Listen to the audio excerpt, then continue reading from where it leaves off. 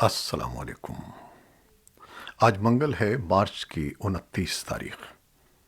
پاکستان میں سر شام کے 7، بھارت میں 7:30، اور یہاں ہمارے اسٹوڈیوز کی گھڑیوں میں صبح کے 10 بج رہے ہیں۔ وائس آف امریکہ واشنگٹن کی اردو سروس سے میں ہوں خالد حمید، خبروں کے ایک بلٹن کے ساتھ۔ افغانستان کے ہمسایہ ممالک کا 2 روزہ اجلاس چین میں 30 اور 31 مارچ کو ہوگا، جس میں افغانستان کی موجودہ سیاسی صورتحال، افغان عوام کو درپیش معاشی مشکلات اور دیگر معاملات زیر بحث آئیں گے۔ چینی وزارت خارجہ کے ترجمان وانگ ون بن نے پیر کو معمول کی بریفنگ کے دوران بتایا کہ اس اجلاس میں شرکت کے لیے پاکستان، ایران، روس، تاجکستان، ترکمانستان اور ازبکستان کے علاوہ انڈونیشیا اور قطر کے وزرائے خارجہ کو بھی مدعو کیا گیا ہے۔ یہ اجلاس ایک ایسے وقت ہو رہا ہے جب افغانستان کی طالبان انتظامیہ ملک میں ایک مستحکم انتظامیہ قائم کرنے کے لیے کوشاں ہے، جبکہ گزشتہ سال 15 اگست کو کابل کا کنٹرول سنبھالنے کے بعد افغانستان کو اندرونی اور بیرونی چیلنجوں کا سامنا ہے اور عوام کو معاشی مشکلات کا بھی سامنا ہے۔ پاکستان کے وزیر خارجہ بھی اس اجلاس میں شرکت کے لیے منگل کو چین روانہ ہو گئے ہیں۔ ایک بیان میں وزیر خارجہ شاہ محمود قریشی نے کہا کہ چین میں افغانستان سے متعلق امریکہ، چین، پاکستان اور روس کے توسیع شدہ ٹرائیکا کا بھی اجلاس ہوگا۔ اس کے علاوہ انہوں نے کہا کہ افغانستان، چین اور پاکستان کے وزرائے خارجہ کا 3 فریقی اجلاس ہوگا۔ وزیر خارجہ نے کہا کہ وہ اس موقع پر روس کے وزیر خارجہ سرگئی لیوروف سے ملاقات کریں گے اور ان کے ساتھ OIC کی طرف سے روس اور یوکرین کے درمیان ثالثی کی پیشکش پر بھی تبادلہ خیال کریں گے۔ افغانستان کے ہمسایہ ممالک کے وزرائے خارجہ کے پہلے اجلاس کی صدارت 8 ستمبر سن 2021 کو پاکستان نے کی تھی، جبکہ دوسرا اجلاس 27 اکتوبر سن 2021 کو ایران کے دارالحکومت تہران میں منعقد ہوا تھا۔ افغانستان کے ہمسایہ ممالک سمیت دیگر بیرونی ممالک نے طالبان کی حکومت کو تسلیم نہیں کیا ہے۔ عالمی برادری کا طالبان سے مطالبہ ہے کہ وہ ملک میں ایک جامع حکومت قائم کرے جس میں افغانستان کے تمام نسلی گروہوں کی نمائندگی ہو۔ طالبان کا موقف ہے کہ ان کی حکومت میں تمام افغان دھڑوں اور نسلی گروہوں کی نمائندگی ہوتی ہے اور لڑکیوں کو تعلیم اور عورتوں کو کام کرنے کی آزادی ہے۔ طالبان کا دعویٰ ہے کہ افغانستان میں کسی عسکریت پسند گروپ کو فعال ہونے کی اجازت نہیں ہے، لیکن بیرونی ممالک طالبان کے ان دعووں کو قبول کرنے کے لیے تیار نہیں ہیں۔ ترکی میں امن مذاکرات کا ایک نیا دور منگل کو شروع ہوا، جس کا مقصد یوکرین روس جنگ کو ختم کرانا ہے۔ یہ بات چیت ایک ایسے وقت پر ہو رہی ہے جب یوکرین کے فوجیوں نے روسی زمینی افواج سے مزید قسموں کو واپس لے لیا ہے، جن کی پیش قدمی یوکرین کے جنگجوؤں کی شدید مزاحمت کی وجہ سے رک گئی ہے۔ ترک صدر رجب طیب اردوان نے استنبول میں مذاکرات کے آغاز سے قبل روس اور یوکرین کے مذاکرات کاروں سے خطاب کرتے ہوئے ایک ٹیلی ویژن تقریر میں کہا کہ یہ دونوں فریقوں پر منحصر ہے کہ وہ ایک ٹھوس معاہدے پر پہنچیں اور اس سانحے کو روکیں۔ یوکرین کے وزیر خارجہ دمتری کولیبا نے امن مذاکرات کے بارے میں بات کرتے ہوئے پیر کو قومی ٹیلی ویژن پر کہا کہ بات چیت میں کم سے کم انسانی ہمدردی سے متعلق سوالات ہوں گے، جبکہ حتمی طور پر اس کا مقصد جنگ بندی کے معاہدے تک پہنچنا ہے۔ امریکہ کے صدر جو بائیڈن نے کہا ہے کہ ان کا وارسا میں روسی صدر ولادیمیر پوٹن کو اقتدار سے ہٹانے سے متعلق بیان ان کے اپنے اخلاقی غم و غصے کی عکاسی کرتا ہے، نہ کہ انتظامیہ کی پالیسی میں کسی تبدیلی کا۔ صدر بائیڈن نے کہا کہ وہ اپنے اخلاقی غم و غصے کا اظہار کر رہے تھے جو انہوں نے محسوس کیا، اور وہ معذرت خواہ نہیں ہوں گے۔ بائیڈن نے پیر کو وائٹ ہاؤس میں نامہ نگاروں کو بتایا تھا کہ اس طرح کے لوگوں کو ممالک پر حکمران نہیں ہونا چاہیے، لیکن وہ ایسا کرتے ہیں۔ اس حقیقت کا یہ مطلب نہیں کہ میں اس کے بارے میں اپنے غم و غصے کا اظہار نہیں کر سکتا۔ بائیڈن نے اس خیال کو مسترد کر دیا کہ ان کے تبصرے سے یوکرین جنگ کے معاملے پر تناؤ بڑھ سکتا ہے۔ سنگاپور کے وزیر اعظم لی سین لونگ وائٹ ہاؤس میں صدر جو بائیڈن سے ملنے کی تیاری کر رہے ہیں۔ وائٹ ہاؤس کی پریس سیکرٹری جین ساکی کا کہنا ہے کہ بائیڈن اور لی یوکرین کی جنگ سمیت کئی معاملات پر بات کریں گے۔ بات چیت میں سمندروں کی آزادی کا معاملہ بھی شامل ہوگا، جو اس خطے کا ایک اہم مسئلہ ہے۔ بیجنگ نے بحیرہ جنوبی چین کے بیشتر حصے پر اپنے دعوے کر رکھے ہیں۔ سنگاپور ایک ایسا جنوب مشرقی ایشیائی ملک ہے جس نے یوکرین پر حملے کی وجہ سے روس پر پابندیاں عائد کی ہیں۔ یوکرین کے صدر دفتر کے نائب سربراہ کیریلو تیموشینکو نے پیر کے روز کہا کہ اتوار کو یوکرین میں انسانی ہمدردی کی بنیاد پر قائم کی جانے والی راہداریوں کے ذریعے 1000 سے زائد افراد کو نکالا گیا ہے۔ بی بی سی نے خبر دی ہے کہ تیموشینکو نے ایک آن لائن پوسٹ میں کہا کہ مجموعی طور پر 1099 افراد کو نکالا گیا، جن میں 586 وہ افراد بھی شامل ہیں جو میسور بندرگاہی شہر مریاپول سے نکلے ہیں۔ جاپان اگلے ماہ سے یوکرین پر روسی حملے کے رد عمل کے طور پر روس کو لگژری اشیاء کی برآمدات پر پابندی عائد کر رہا ہے۔ خبر رساں ادارے رائٹرز نے جاپان کی وزارت اقتصادیات، تجارت اور صنعت کے ایک بیان کے حوالے سے کہا ہے کہ جاپان کا یہ اقدام 5 اپریل سے نافذ العمل ہوگا۔ اقوام متحدہ کے سیکرٹری جنرل اینٹونیو گوتریس نے کہا کہ ان کے امدادی سربراہ فوری طور پر ماسکو اور کیف کے ساتھ یوکرین میں انسانی بنیادوں پر جنگ بندی کے ممکنہ انتظامات کے اقدام شروع کر دیں گے۔ گوتریس نے پیر کے روز اقوام متحدہ کے ہیڈ کوارٹر میں صحافیوں کو بتایا کہ ایک بات تو واضح ہے کہ اس انسانی المیے کا حل فلاحی نہیں، سیاسی ہے۔ اس لیے وہ سنجیدہ سیاسی مذاکرات میں پیش رفت کے لیے انسانی بنیادوں پر فوری جنگ بندی کی اپیل کر رہے ہیں۔ اس کا مقصد اقوام متحدہ منشور کے اصولوں کی بنیاد پر امن معاہدے تک پہنچنا ہے۔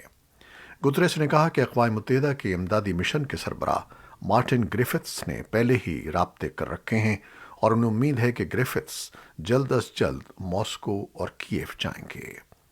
ادھر اقوام متحدہ میں روس کے مشن نے ایک بیان میں کہا کہ اسے افسوس ہے کہ گتریس نے 23 مارچ کو اقوام متحدہ کی سلامتی کونسل میں انسانی ہمدردی کی کوششوں سے متعلق ایک قرارداد منظور کرانے کے لیے ماسکو کی کوششوں کا نوٹس نہیں لیا۔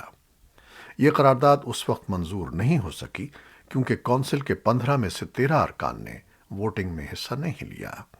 اگرچہ اس تجویز میں محفوظ امداد تک رسائی کے لیے کچھ دفعات شامل تھیں، لیکن اس میں دشمنی کے خاتمے یا روس کو انسانی بحران کی وجہ قرار دینے کا مطالبہ نہیں کیا گیا تھا۔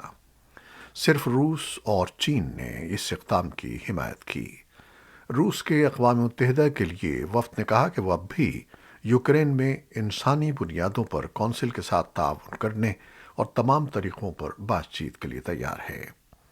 اقوام متحدہ کی سلامتی کونسل کو منگل کے روز یوکرین میں انسانی صورتحال کے بارے میں تازہ ترین معلومات موصول ہو رہی ہیں۔ رپورٹرز وداؤٹ بارڈرز کے بیان کے مطابق یوکرین میں اب تک 5 صحافی ہلاک ہو چکے ہیں۔ 24 فروری کو روسی حملے کے آغاز سے اب تک یوکرین سے رپورٹنگ کرتے ہوئے ویدیوکرینی اور 3 غیر ملکی صحافی ہلاک ہو چکے ہیں۔ یہ بات پیر کے روز رپورٹرز وداؤٹ بارڈرز نے بتائی ہے۔ ایک بیان میں صحافیوں کی تنظیم نے روسی اور یوکرینی حکام سے مطالبہ کیا ہے کہ وہ یوکرین میں ذرائع ابلاغ کے ارکان کے تحفظ کی ضمانت دیں۔ بیان میں کہا گیا ہے کہ صحافیوں پر حملہ جنگی جرم ہے۔ پاکستان کی قومی اسمبلی میں تحریک عدم اعتماد پیش ہونے کے بعد سیاسی ملاقاتوں کے سلسلے میں تیزی آ گئی ہے۔ جہاں حکومت اپنی برتری ظاہر کرنے کے لیے سر توڑ کوشش کر رہی ہے، تو وہیں اپوزیشن بھی حکومت کے اتحادیوں کو ساتھ ملانے میں مصروف ہے۔ پنجاب اسمبلی میں پیر کو وزیر اعلیٰ عثمان بزدار کے خلاف تحریک عدم اعتماد پیش ہوئی تو انہوں نے وزیر اعظم عمران خان کو استعفیٰ پیش کر دیا۔ اس کے بعد مسلم لیگ ق کے رہنما پرویز الہی کو وزیر اعلیٰ کے عہدے کی پیشکش نے ملک کے سیاسی منظرنامے میں بہت کچھ تبدیل کر دیا ہے۔ تحریک عدم اعتماد میں کون کامیاب ہوتا ہے، اس کا بہت حد تک دار و مدار ناراض حکومتی اراکین اور متحدہ قومی موومنٹ پر ہے۔ پاکستان کے وفاقی وزیر منصوبہ بندی اسد عمر نے کہا ہے کہ وزیر اعظم عمران خان کو ہٹانے کے لیے خفیہ خط میں بیرونی ہاتھ اور تحریک عدم اعتماد کا واضح ذکر ہے۔ اسلام آباد میں وفاقی وزیر اطلاعات و نشریات فواد چودھری کے ہمراہ نیوز کانفرنس کرتے ہوئے اسد عمر کا کہنا تھا کہ وزیر اعظم چیف جسٹس آف پاکستان کو خط دکھانے کے لیے تیار ہیں۔ ان کا کہنا تھا کہ مراسلہ اعلیٰ سول اور عسکری حکام سے شیئر کیا گیا ہے۔ اسد عمر کا کہنا تھا کہ منحرف اراکین کو یہ علم نہیں ہے کہ تحریک عدم اعتماد کے پیچھے کون سے عناصر ہیں۔ ان کا کہنا تھا کہ اس خط کے بعد قومی سلامتی کو جو خطرات لاحق ہیں، اس کے پیش نظر اراکین قومی اسمبلی سے امید ہے کہ وہ اس تحریک عدم اعتماد کا حصہ نہیں بنیں گے۔ وزیر اعظم نے 27 مارچ کو اسلام آباد میں جلسہ عام سے خطاب کرتے ہوئے کہا تھا کہ بین الاقوامی سازش کے ذریعے ان کی حکومت گرانے کی کوشش کی جا رہی ہے، اور اس حوالے سے انہوں نے خط کا بھی حوالہ دیا تھا۔ پاکستان کی وزارت خزانہ نے اپنی ماہانہ رپورٹ میں کہا ہے کہ ملک میں جاری سیاسی صورتحال معیشت کے لیے خطرات بڑھانے کا سبب بن رہی ہے۔ رپورٹ میں مزید کہا گیا ہے کہ عالمی حالات اور ملک کی سیاسی صورتحال سے معاشی اعشاریوں کا عدم توازن مزید خراب ہو سکتا ہے۔ معاشی ماہرین کی رائے میں پاکستان کو اس وقت جہاں قرضوں کی ادائیگی، تجارتی خسارے اور کرنسی کی گرتی ہوئی قدر کا سامنا ہے، وہیں غیر ملکی سرمایہ کاروں نے صرف ایک ماہ میں $352 ملین مالیت کے حکومتی بانڈز فروخت کر کے سرمایہ نکال لیا ہے، جبکہ اسٹاک مارکیٹ بھی مارچ کے مہینے میں مسلسل گراوٹ کا شکار دکھائی دیتی ہے، اور غیر ملکی زر مبادلہ کے ذخائر بھی کم ہوئے ہیں۔ ان کا کہنا ہے کہ یہ یقینی کہ اس فضا کا جلد خاتمہ ضروری ہے تاکہ سرمایہ کار اور تاجر اطمینان سے کاروبار کر سکیں۔ یورپی یونین اور اس کے رکن ممالک نے بین الاقوامی شراکت داروں کے ساتھ مل کر طالبان کے اس فیصلے کی مذمت کی ہے کہ 10 لاکھ سے زائد افغان لڑکیوں کے لیے ثانوی سطح کی تعلیم کو آئندہ نوٹس تک روک دیا گیا ہے۔ یہ تمام بچوں کے لیے تعلیم کے بنیادی حق کی کھلم کھلا خلاف ورزی ہے اور انسانی حقوق کے عالمی اعلامیہ میں درج ہے۔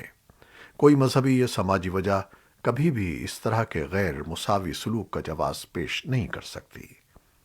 ایمنسٹی انٹرنیشنل افغانستان نے بھی کہا ہے کہ طالبان کی جانب سے لڑکیوں کے لیے دوبارہ اسکول کھولنے سے انکار ان کے مستقبل پر اثر انداز ہو سکتا ہے۔ سری لنکا نے دہائیوں کے بدترین اقتصادی بحران میں ضروری اشیاء کے درآمد کے لیے ہندوستان سے $1 ارب کا قرضہ مانگ لیا ہے۔ یہ بات پیر کو بھارتی وزیر خارجہ کی ہمسایہ ملک کی حکومت سے بات چیت کے بعد 2 ذرائع نے خبر رساں ادارے رائٹرز کو بتائی ہے۔ 2 کروڑ 20 لاکھ آبادی کے اس ملک میں گزشتہ 2 برسوں میں زر مبادلہ کے ذخائر میں 70% کمی آئی ہے، جس سے اس کی کرنسی کی قدر گر گئی ہے اور ضروری درآمدات کی ادائیگی کے لیے مشکلات کا سامنا ہے۔ اس لیے سری لنکا عالمی قرض دہندگان سے مدد لینے کی کوشش کر رہا ہے۔ سری لنکا کے وزیر خزانہ اور وزیر خارجہ کے ساتھ بھارت کی وزارت خارجہ نے بھی فوری طور پر اس خبر پر تبصرے کی درخواست کا جواب نہیں دیا ہے۔ امریکی سینٹ کی جوڈیشری کمیٹی کیٹانجی براؤن جیکسن کی نامزدگی کے تصدیقی عمل کو آگے بڑھاتے ہوئے آئندہ ہفتے مکمل سینٹ میں ووٹ کی سفارش کر رہی ہے تاکہ سپریم کورٹ میں پہلی سیاہ فام خاتون کے طور پر فرائض کی انجام دہی کے لیے منظوری حاصل کی جائے۔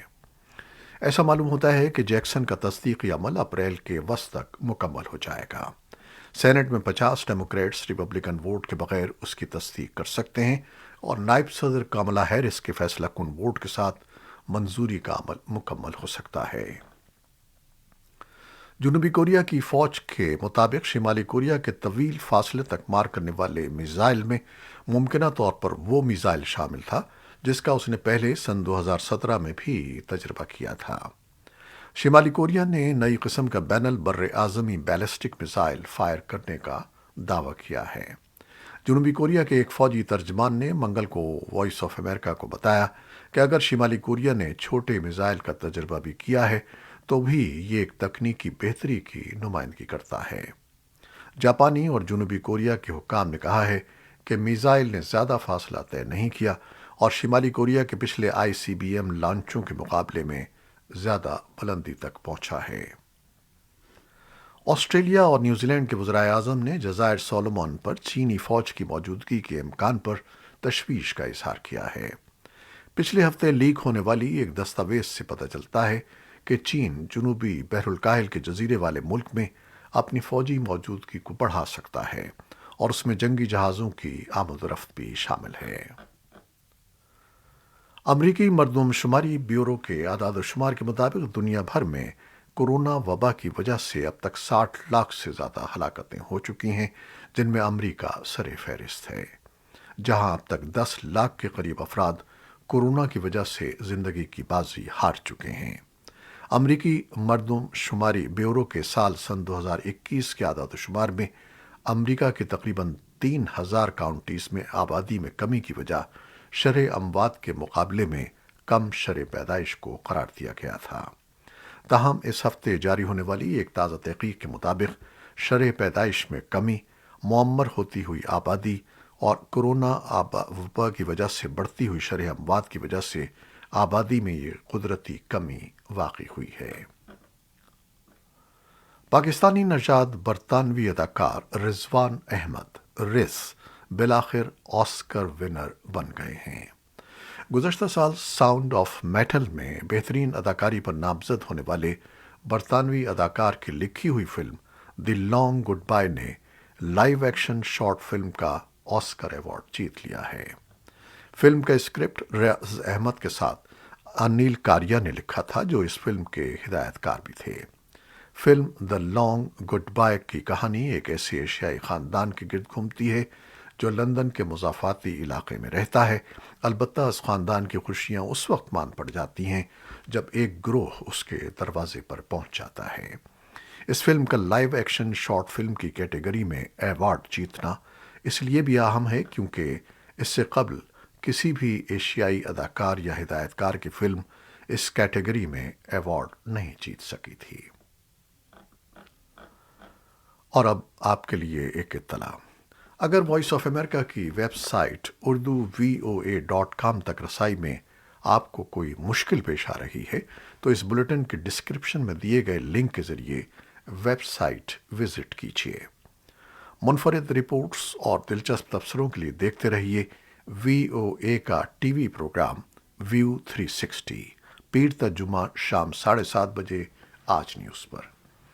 یہ تھیں وہ خبریں جو فیس بک لائیو پر ہم نے آپ کے لیے پیش کی۔ ہماری ویب سائٹ، یوٹیوب اور پوڈ کاسٹ پر یہ بلیٹن پوسٹ کر دیا جاتا ہے۔ آپ ہمارے بلیٹن کو شیئر کرتے ہیں اور اپنے کمنٹس میں اپنی محبت اور دعاؤں کا اظہار کرتے ہیں، جس کے لیے ہم آپ کے فرداً فرداً مشکور ہیں۔ اپنی ان محبتوں کو جاری رکھیے گا۔